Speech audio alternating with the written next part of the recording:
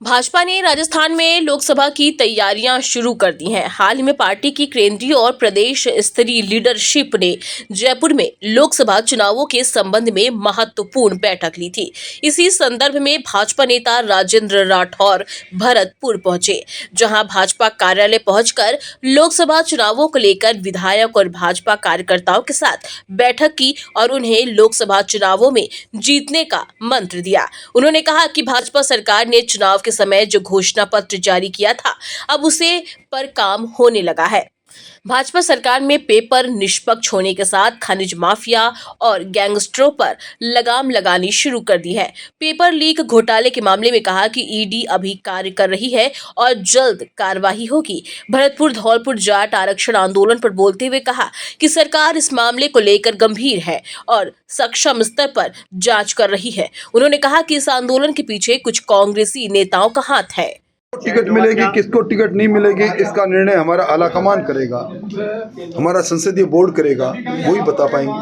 पर निश्चित तौर पर भरतपुर धौलपुर के जाट लंबे समय से आंदोलन कर रहे हैं। सरकार सक्षम स्तर पर वार्ता कर रही है और मैं समझता हूं कि बरसों से पेचीदगी के लिए वह एक मामला है जिस सरकार ने वार्ता कर भी ली। आरक्षण राजस्थान ने हिंदुस्तान के अंदर समुदाय को आरक्षण अटल बिहारी वाजपेयी जी ने दिया था, इसलिए हम इनके इस समाज के साथ जुड़े हुए हैं। इस समाज के लोग भी हमारे साथ हैं। डॉक्टर साहब, एक सवाल, जो पूर्व मंत्री हैं या देखिए, जब की बात हो, विश्वनाथ सिंह की बात हो, तमाम उन लोगों को लेकर जब जहाज के अंदर नीचे से बड़ा सुराख होता है, पानी भरने लगता है, तो समझदार लोग कूदकर सबसे पहले किनारा पकड़ते हैं। तो इस प्रकार किनारा पकड़ने वाले कांग्रेस के बड़े दिग्गज नेताओं की 1 दर्जन से ज़्यादा ऐसे नेता है जो इस काम में लगे हैं। उनके नाम उजागर मैं इसलिए नहीं कर पाऊंगा कि जब तक ये पूर्णता नहीं हो जाती इस बात के लिए, पर है बहुत से। इसमें भरतपुर के भी हैं क्या? कोई मैं कहता हूँ कोई ऐसा संभाग, कोई ऐसा जिला नहीं है जिसमें नहीं हो, सभी संभागों से लोग हैं। अब उसमें भी हमें देखना है कि कौन हमारी कसौटी पर पूरा उतरेगा, कौन कसौटी पर पूरा। सर, एक जिस तरीके से बिहार का जो घटना, कोई प्रूफ नहीं मिला कि वो आरोपी बने। देखिए, ये एक संस्था काम कर रही है।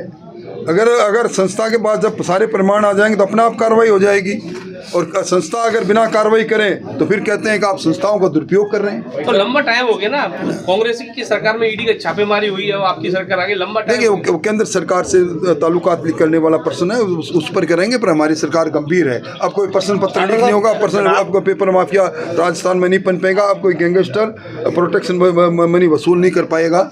आप लोकसभा भी उन्होंने कहा कि फिसलन मुख्यमंत्री, कोई कार्य योजना नहीं है। ये मैं समझता हूं कि जिनके खुद के दामन दागदार हो। गोविंद सिंह डोटासरा जी के पास ईडी की टीम क्यों पहुंची? जब तक उन्होंने प्रारंभिक तौर पर जांच के बाद कहीं न कहीं संदिग्धता पाई तभी तो पहुंची। वो कलाम इंस्टीट्यूट के क्यों संदेह के घेरे में है, ये दुनिया जानती है। जो खुद नाथी के बारे में के रूप में विख्यात हो, वो दूसरों के लिए क्या करेंगे? इसलिए मैं समझता हूँ इन बातों में कुछ नहीं रखा। अभी तक कोई कार्रवाई आपकी सरकार। मुकेश कुमार की रिपोर्ट।